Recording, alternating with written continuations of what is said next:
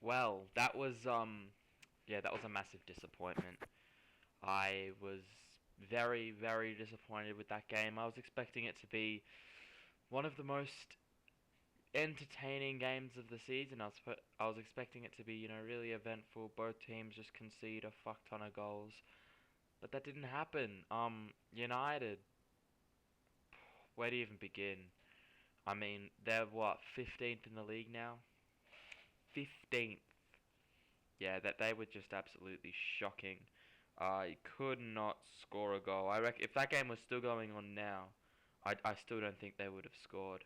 And then from a Tottenham perspective, I mean, they were okay. I didn't think they played very well. I can't remember the last time they won a fucking home game in the Premier League. It unless they recently did and I've just forgotten about it. I genuinely can't think of when it was. I'll have to have a look. But yeah, I mean, just really not entertaining at all. I woke up at fucking 7 in the morning to watch the replay of the game and I was falling asleep. I was falling asleep. I really just yeah, was so bored. We'll talk about Spurs first because I honestly don't think I don't really think that there's many positives that Spurs fans can take from it despite the win. I mean, for them it was just they had to get points on the board. It didn't matter how they did it, they just needed to win. And yeah, I really didn't think they were amazing. I mean, they started off well. I mean, they put a lot of pressure on Manchester United, but couldn't really, test Onana until he makes that save. Doesn't do very well to, get the ball away. And then Madison just runs onto it, taps it in the back of the net, and it's 1-0. And that was really the only thing from a Tottenham perspective that really happened. I mean, they defended very well.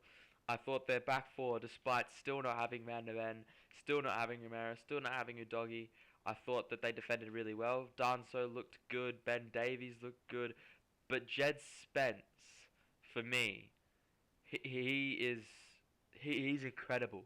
Ever since that Southampton game where he made his fucking was that his debut? It was his first Tottenham game that I've ever watched, and he was incredible in that game. And really, since then, I think he's honestly been one of Tottenham's best players. I mean, another really good performance from him was just, you know, the only real outlet that Spurs had along, the flanks, whipping crosses in. With Andrew's system, the fullbacks have to do so much work, and he does it really well. I don't see how he doesn't stay in the team when Udogi comes back. Maybe put him on the right and put Udogi left and drop Porro, because I think he's been way better than Porro. I mean, I don't rate Porro very well, and then defensively, I mean, he looked very good. Let me go quickly bring up his stats for the game. Yeah, so Jed Spence, he got a 7.9 on FOTMob. He completed the most dribbles with 3. He took one a long shot that he got on target. But what about duels and shit? 7 duels, 1, lost 2 of them. He, made a tackle, clearance, couple blocks. I thought he played really, really well. I really did. I thought he was man of the match. Another contender for man of the match is Vicario. He got it on FOTMob. But an 8.4 rating, I probably thought he was a bit better than that. I mean, he was making a couple of good saves, and Kinski's been struggling for form. I mean, I thought I was really impressed by him in that first leg against Liverpool, which was his debut. I thought he played really well in that game. He's definitely got a lot of potential. He's decent with his feet. He's made a couple of not great attempts at a save, like some of the goals he's conceded. The Trossard one, the one against Villa, just really not great goalkeeping. But he's young. I think he'll be a good goalkeeper. So it's just good that for Tottenham that they've finally got Vicario back. I don't know what the deal is with Bentancur's injury. Didn't look too bad. He should be fine, but Another injury for Tottenham just isn't exactly what they want. I thought going forward they looked alright. I mean, they did score the goal. Matistel had a few decent moments. I thought Son was poor. I actually thought Kulusevski didn't play well. I thought he had, one of his worst games, but he's been Tottenham's best player all season. But one guy I do want to talk about is James Maddison, because I feel he gets too much disrespect. He gets too much disrespect by people, or from people. I think he's been Tottenham's second best player this season. And it's been really weird because he hasn't been like consistently starting every game. Like I've noticed there's been a lot of games where he's just been on the bench, and I can't remember if he had an injury. I've just lost track of all the Tottenham players and their injuries, but there's been a lot of games where I feel that he has come off the bench and he's actually made an impact, and I just can't help but think, why isn't he starting? And today he proved that he should be consistently starting for Spurs.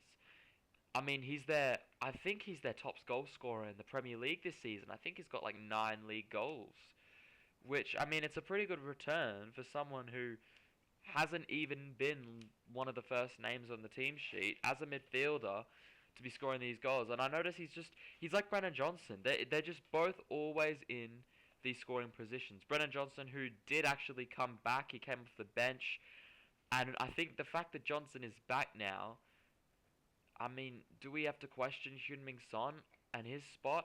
I mean, I haven't watched as much Tottenham as of late as I watched earlier in the season. I mean, I watched a lot of the games where they just absolutely obliterated their opposition. I watched games like the City game, the Villa game, games where they just blew teams, excuse me, where they just blew teams out of the water. I haven't watched as many of their, poor performances, so I don't know what Spurs fans think. I don't think that Johnson does score the goals. Like, he get like similar, like just like Maddison, they both get themselves into these scoring positions. But I don't think Johnson really offers enough outside of that. Like his playmaking isn't very good. He can't really take a player on, one on one.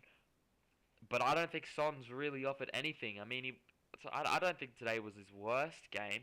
He didn't really do a whole lot. The cross in that eventually led to that first goal was a good one. I thought he put a good ball in. Um, yeah, there just isn't really anything else to say about Spurs. I thought they were very disorganized, especially in the second half. I mean, they conceded a lot of chances. United, if they were playing a team that actually had competent players, they probably go on to draw or lose this game. But I just think if you're a Spurs fan, you'll take the wins where they come. Now we'll talk about United because yeah, they're just abysmal. I mean, we all know this. We all know that this United team is terrible. But fuck me, they're bad. And attacking wise, oh my god. I just want to say before I criticize them, props to Dorgu because I thought he was their best player. I'm pretty sure that's his first start for United. Let me just have a look. Yeah, he played 45 minutes against Leicester. He came on.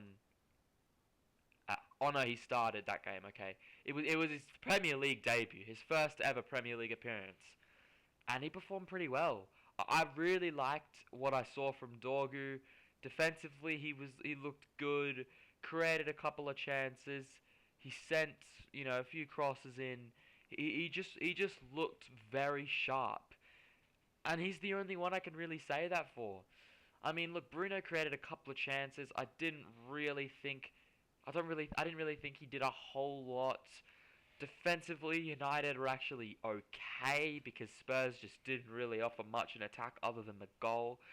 But that front three of Xerxes, Hoyland, and Garnacho, it's so bad. It's honestly so bad. I mean, I feel like Xerxes was the better of the three. Hoyland genuinely offers nothing. I mean, I've always been a pretty big Hoyland fan. I've always tried as hard as I could to defend him. But yeah, I thought he was pretty poor today. as usual. I mean, look, you can say that he doesn't get enough service, but the run makes the pass in football. He's just never in the position where you can send him a ball. Like, if you're Bruno, you can't pass to Hoyland because he's never in a good position.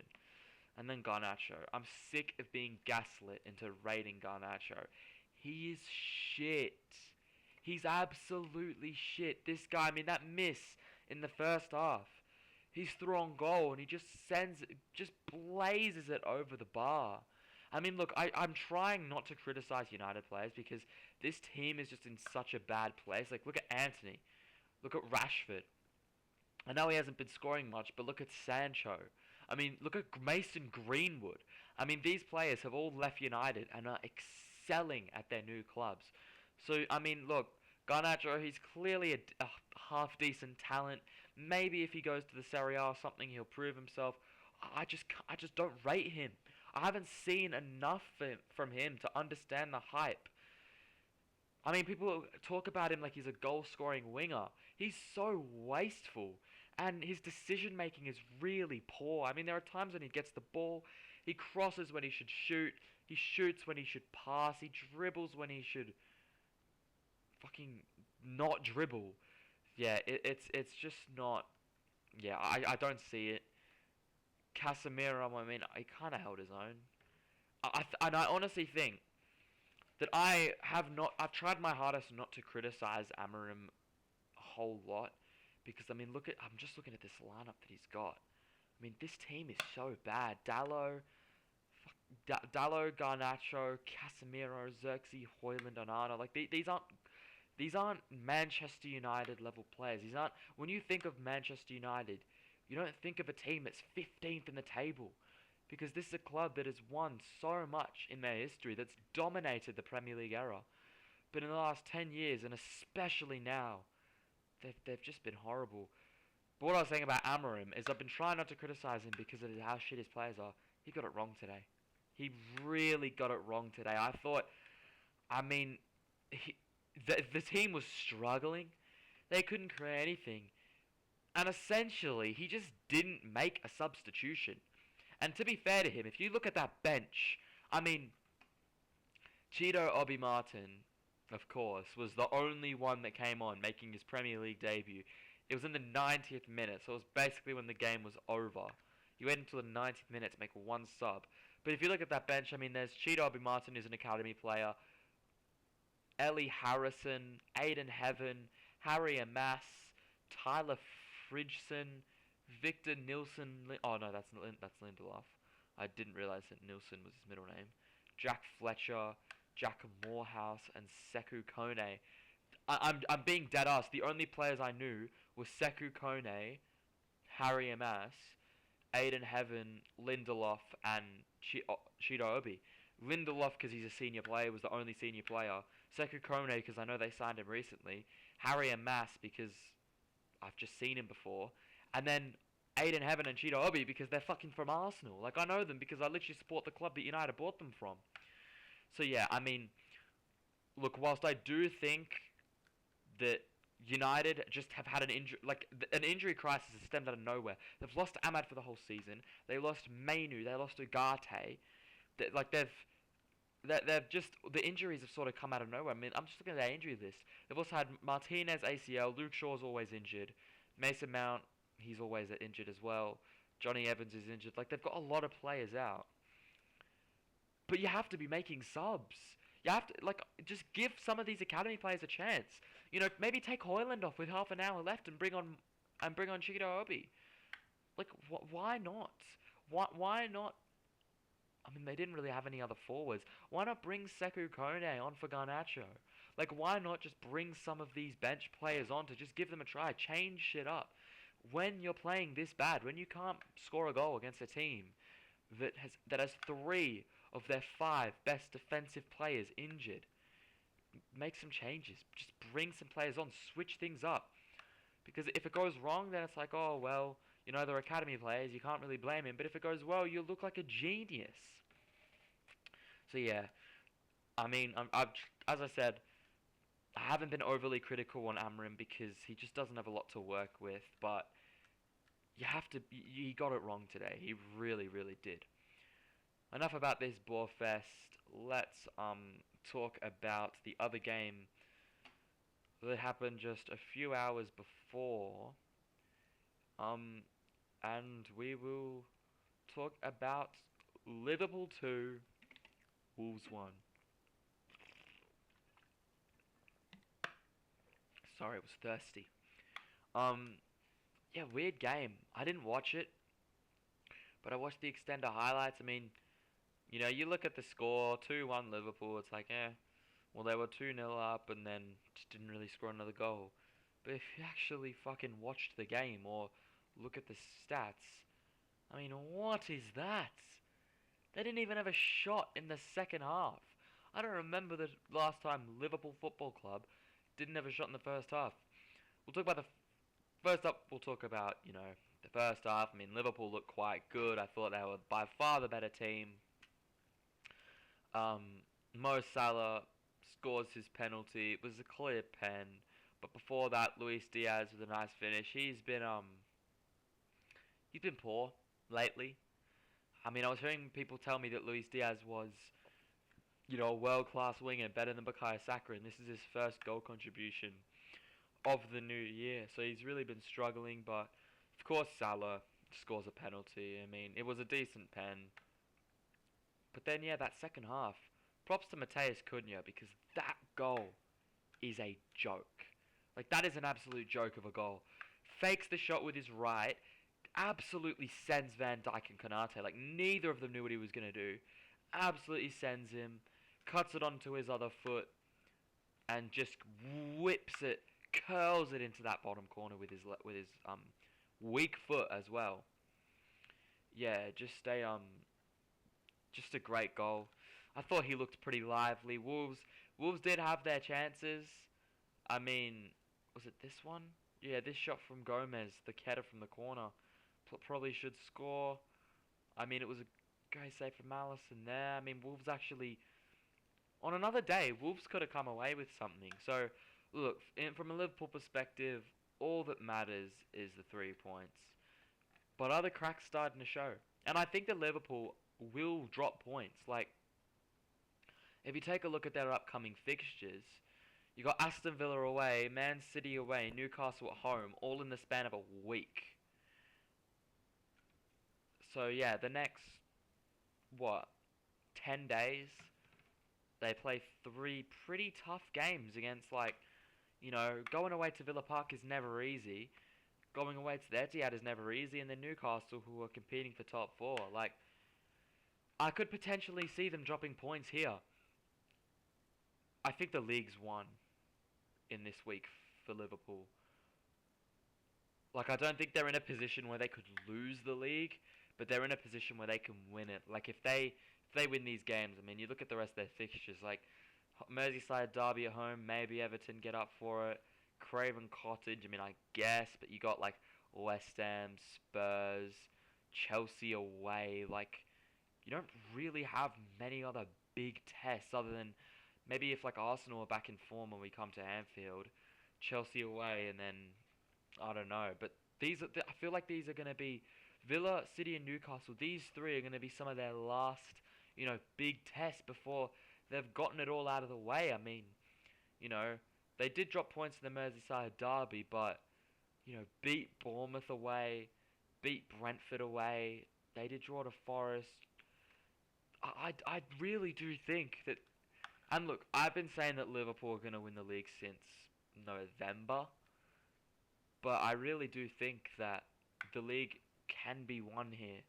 I don't know how they slip up after this run of form. Maybe they don't win some of these games and Arsenal capitalise and we'll have a title race on our hands. But these are the last 3 games as well before the run-in. Like, literally, they've played 25, that's 6, 7, 8.